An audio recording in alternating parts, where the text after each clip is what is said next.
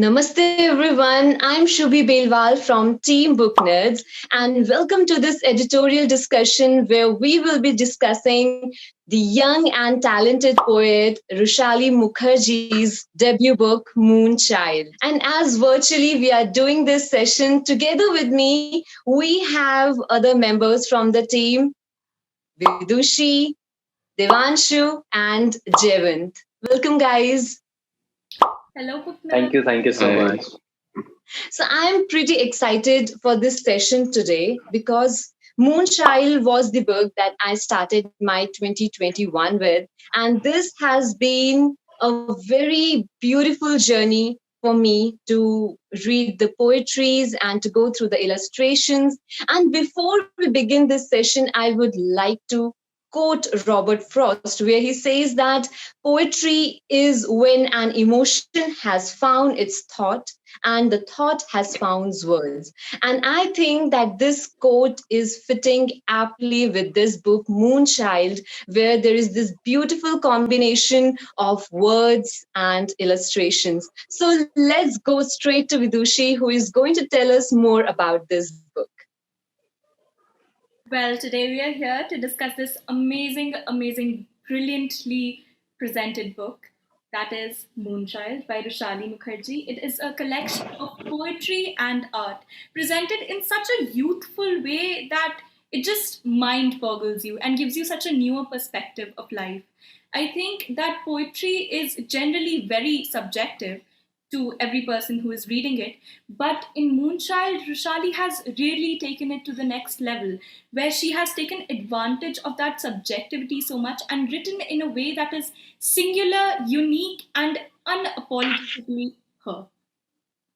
Yeah, indeed, that's true. And as soon as you open the book, you find these beautiful illustrations all along, which makes the experience of reading the book more enjoyable. Yeah, indeed. So, what are your thoughts on this, Devanshu? How was your experience with the book? Well, I'd like to say that this was the book that I started my year with, and it was actually I was just going through some stuff, and when I read this book, it was like an amalgamation of so many emotions because it was not just love or friendship or brotherhood or fraternity or something like that. It was like so many emotions. It was like a sea, and I felt so good reading it that I later when I finished the book, I felt better. And I think that's the most that a poet can do to make you feel better. Right. And the main part of poetry is like that you feel relatable to it. Like you Yeah. feel that these are the thoughts which are out there, which you may not have been able to present or express. And then the poetry is there to help you. Rushali has written in a way that it makes you feel like there were feelings that you had felt, but you had never known you had felt. And she Right. presented them with these illustrations and words, and they're such a brilliant mixture that you feel boggled. I think Right. there's a thing about poems that they just bring in nostalgia to you, and that's so amazing about poems. It really is. Yeah. Yeah. What about you, Jevant? Yeah, as Vidushi said, it's mind-boggling, and I would like to say that Roshali Mukherjee really splendidly displays all the facets of life, whether it's hurt or whether it's warmth of her mother, and she's very raw and real with her poems, and which makes her very unique. Not everyone is very honest with their poetry, like displaying all their tears into this form of literature. And I think Roshali Mukherjee should be applauded for this. Especially Right. someone who is so young, they're not used to being so vulnerable, especially in front of in this age, in front of so many people, and she's been so amazingly vulnerable in front of so many people. It takes a lot of courage. Being a poet makes you puts you in a situation where you cannot help but be honest, because honesty is something that is so transparent in your words, especially when you're writing poetry. So, this is the very beautiful part of poetry nowadays, that it has been completely transformed. And this modern form of poetry, the credit goes to Rupi Kaur for introducing us to this. And I think Rushali has done a great job following the footsteps, because this whole combination of illustrations and poetry which is not very lengthy, but which is very, compact, and is very, we can say, raw in its presentation. And it is also very simple. It's the poetry for the masses. Not, you just don't have to be a literature student or elite reader. You can, just anyone can read these poetries, and that's the best part of it. Like, the poetry is going to the masses, and I think Rushali has stepped beautifully into these footsteps of these modern poets out there, and that too at such a young age. That is exemplary. What I personally found amazing about this book was the use of symbolism. Here and there, she has very beautifully used symbolism. And even like, when we talk about the content, it is so varied. Like, you all mentioned it before, like, we are talking about nature, we are talking about first love, we are talking about parents, friendships, people who are just now in our memories, and we no longer are talking with them, and like so many other emotions that are like building up in this very thin book, but indeed a beautiful one. There's a thing about these poems, like which are very short, the way Rushali has written, like you said, which Rupi Kaur started.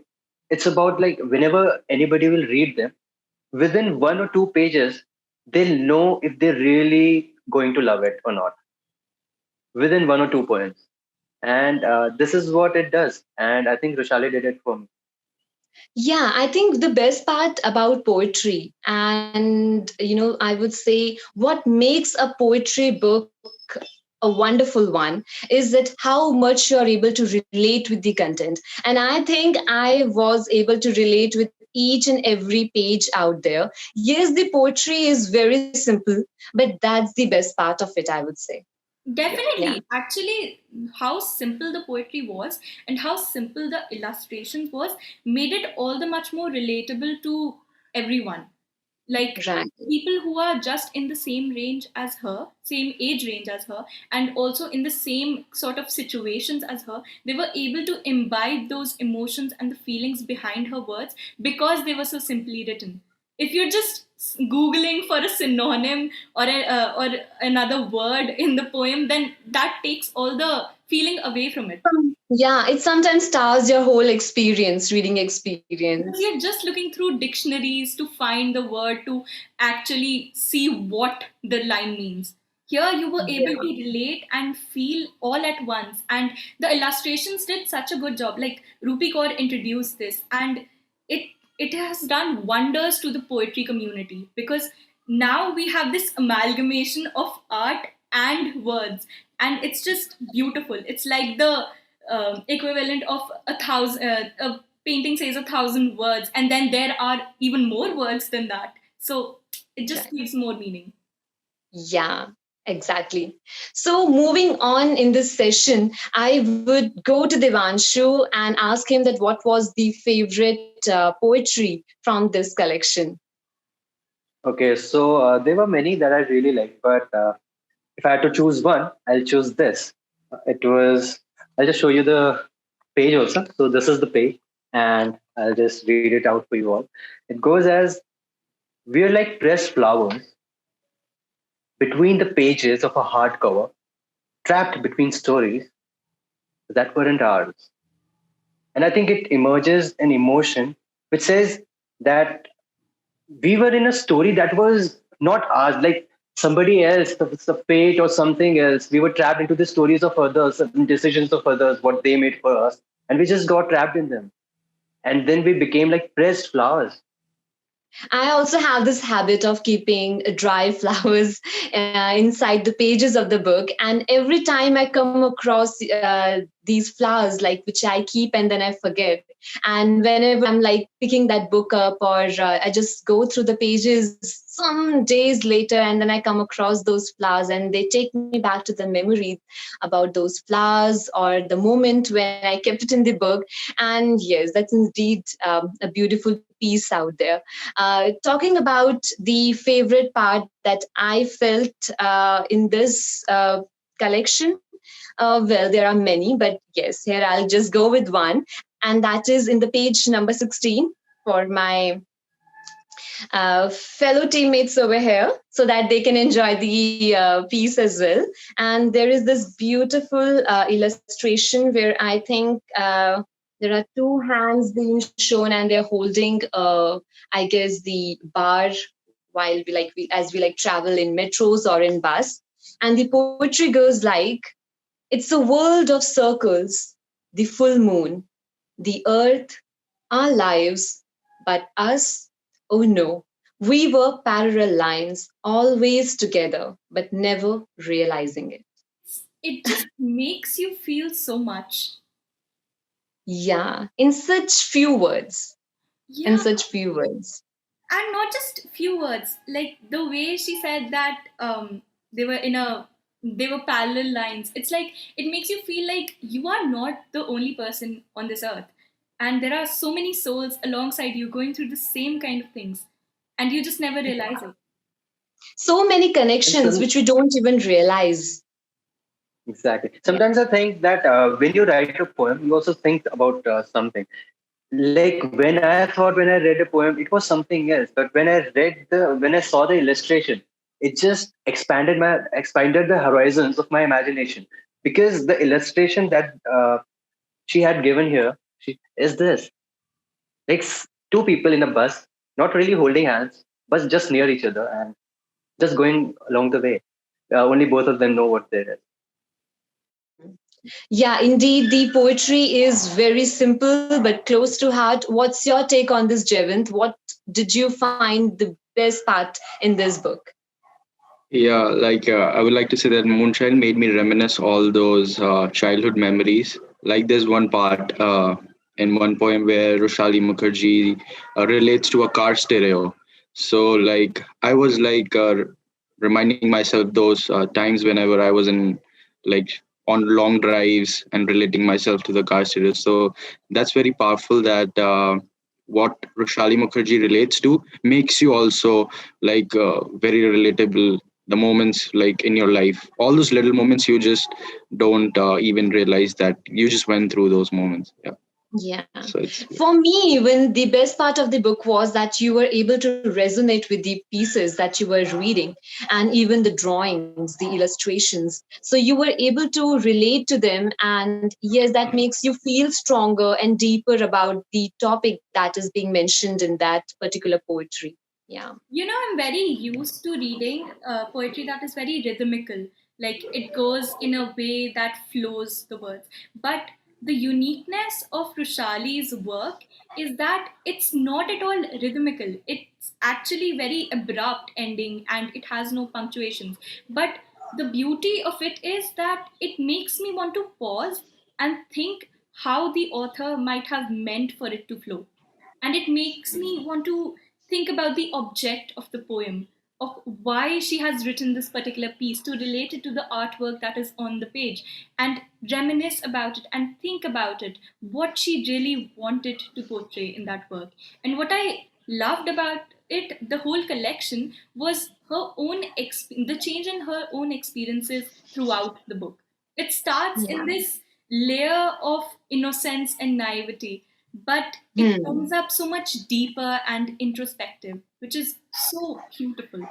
First there is loss followed by the healing, and that is that seems like a process, as if the poet is growing while she's going through the pages. And one thing that I would say over here, that I was thinking at some parts, that what was done first, illustration or the poetry. I mean, like, some illustrations were so beautiful that if I would look at those drawings, that would make me write poetry. So, many a times it happens that we look at certain photograph or something and we feel like writing about it, or we try to be in that moment, like what it would be like if we were in that moment and what emotions we would be going through.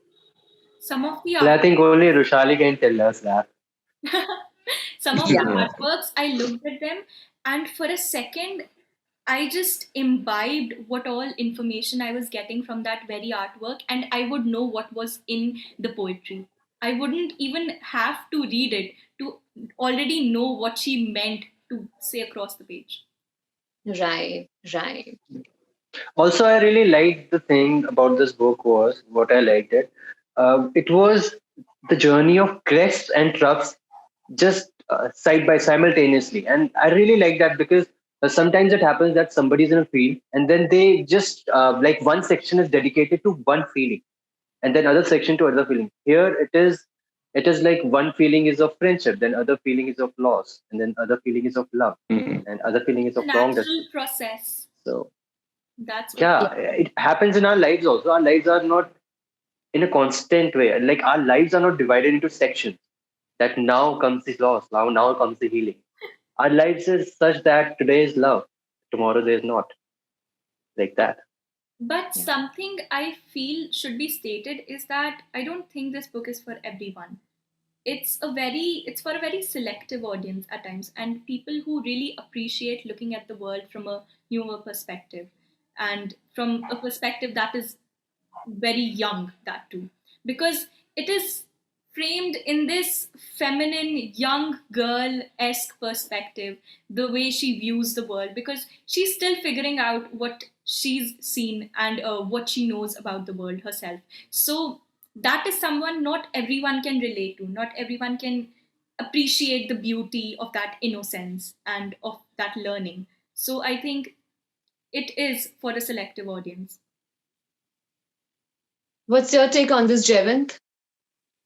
Yeah, that's true. Like people who are just dreaming, not people, elderly people don't like dream often, but young people are always in a fantasy world. So Roshali's like Devanshu said, you can see every emotion, loss, hurt, or sometimes she's happy. But like I would like to note that sometimes she dives into a fantasy world also. So which I think young people would be attracted to. And But yeah. I think that this book is for everyone, for all age groups. The reason being that even if you are, of ripened age, you still will get a window to know that what's going through the mind of a teenager, Mm. what all they have seen in this life of theirs, and what they are going through, what they feel. So, like poetry, I think poetry is for everyone, and I don't think that you can be very selective about the topics that if you are an avid reader, you can read poetry on each and every topic, even if that is of your interest or not, because that is going to give you a wider perspective, and that is the we can say the best part of books, that it gives you the wider perception of things around you, maybe some things that you miss in your daily routine and mundane life, but then you come across a poetry or you come across a story and you realize that there is so much around you that you may have missed. So this was very exciting here today to talk about this book. And yes, this is indeed a very entertaining book, a very entertaining one. And if you're going to pick it, definitely you are not going to regret that. Another thing that Rushali Mukherjee has definitely shown her talent in this very amazingly, be it the words, illustrations, and everything. I feel that some part would have been better if editing work was, looked upon. But then, yes, nonetheless, the book is a gem. And anyone who wants to go with simple poetry, wants to just lay back and read some poetries about things around us, be it about friendships, little things around us, nature, trees, birds, sun rays, everything. So, yes, you can go for this book. Thank you for joining us all in this session. Thank you, guys. And yes, it was a very entertaining session for me talking about Rushali Mukherjee and Moonchild. And hope to see you soon, guys. Do follow Book Nerds on Instagram, Facebook, YouTube to keep updated with our content. And see you again. Happy reading. Happy reading.